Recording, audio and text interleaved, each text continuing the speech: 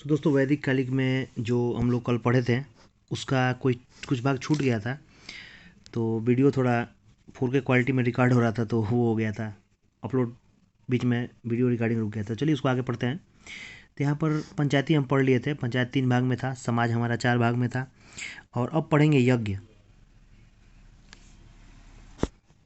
यज्ञ जो था यहाँ पर बताया गया कि यज्ञ 3 प्रकार के होते थे। पहला होता था अश्वमेध यज्ञ, दूसरा वाजपेय यज्ञ और तीसरा राजश्रेय यज्ञ। तो आप इसको इससे समझिए कि अश्वमेध यज्ञ आप रामायण में देखे होंगे। ये युद्ध का निमंत्रण होता था। एग्जाम में यही पूछा, ये पूछेगा कि यज्ञ 3 प्रकार के होते हैं, ये नहीं पूछेगा। आपसे ही पूछेगा कि वाजपेयी यज्ञ किस चीज़ से संबंधित है। ऑप्शन में दे देगा युद्ध का निमंत्रण, शक्ति प्रदर्शन, शपथ लेने के लिए, अभी 2-3 और चीज़ दे देगा।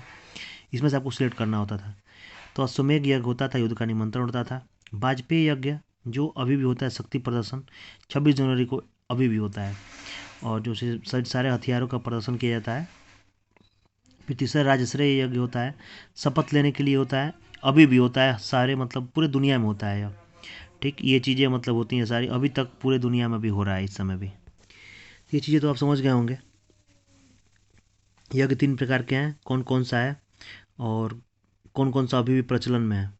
अब ईश्वर तो इसमें यह काट दीजिए, ईश्वर इसमें इतने सारे भगवान जी लोग का मतलब इसमें उल्लेख है वैदिक कालीन सभ्यता में।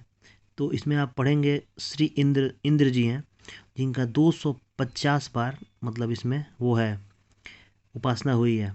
और ये वर्षा और युद्ध के देवता थे। ये पूछता है अग्नि 200 बार, अग्नि के देवता वरुण जी, हवा के देवता सोम देवता, जंगल के देवता मारुत, तूफान के देवता रुद्र। रुद्र जी थे वो गुस्से के देवता थे, मतलब क्रोध के देवता थे। तो ये चीज़ थी। ठीक, ये इंपॉर्टेंट है, एग्जाम में इंद्र जी का पूछता है। और बाकी तो रुद्र, ये जो चीज़ें 3-4 टीम्स है वो मतलब आदमी वैसे पकड़ लेता है, एग्जाम में पकड़ लेता है। लेकिन इंद्र जी युद्ध के देवता और वर्षा के देवता हैं। ये चीज़ एग्जाम में कई बार पूछा है। वैसे रुद्र तो ऑप्शन मार देंगे। ठीक, और सबसे ज़्यादा इसमें एग्जाम में पूछने वाला क्वेश्चन अगर कुछ है तो ये चीज़ आपको, नदी है जो नदियों का पुराना नाम, और नदियों का वैसे पुराना नाम उस समय का, और ये नदियों का नया नाम।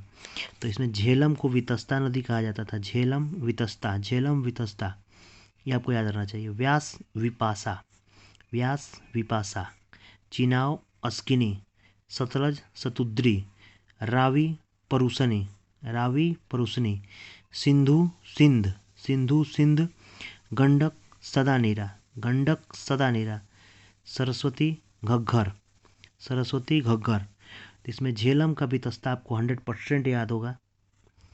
व्यास का विपासा आप कभी नहीं भूलेंगे, विपासा वासु हैं।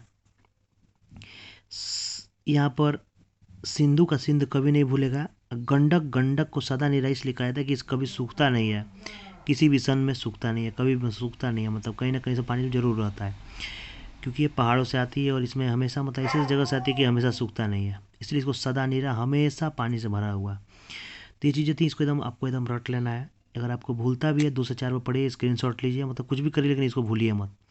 इसका क्वालिटी है, एग्जाम में ज़रूर से ज़रूर पूछा जाएगा, देख लीजिएगा, इसको नहीं भूलना है।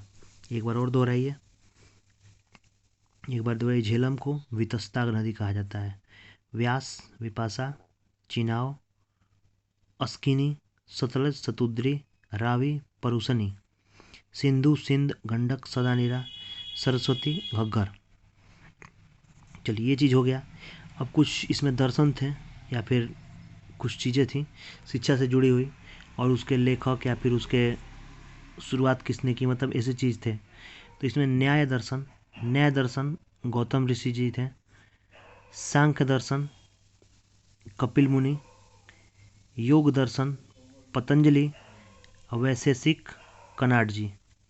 उसके बाद आता है उत्तर मीमांसा वादरायण, और पूर्व मीमांसा जैमिनी। तो ये चीज़ें बहुत बार एग्जाम में पूछी गई हैं, बीएड में है और सीटेट में भी पूछी जाएंगी कई बार। तो ये चीज़ हमको याद रखनी चाहिए।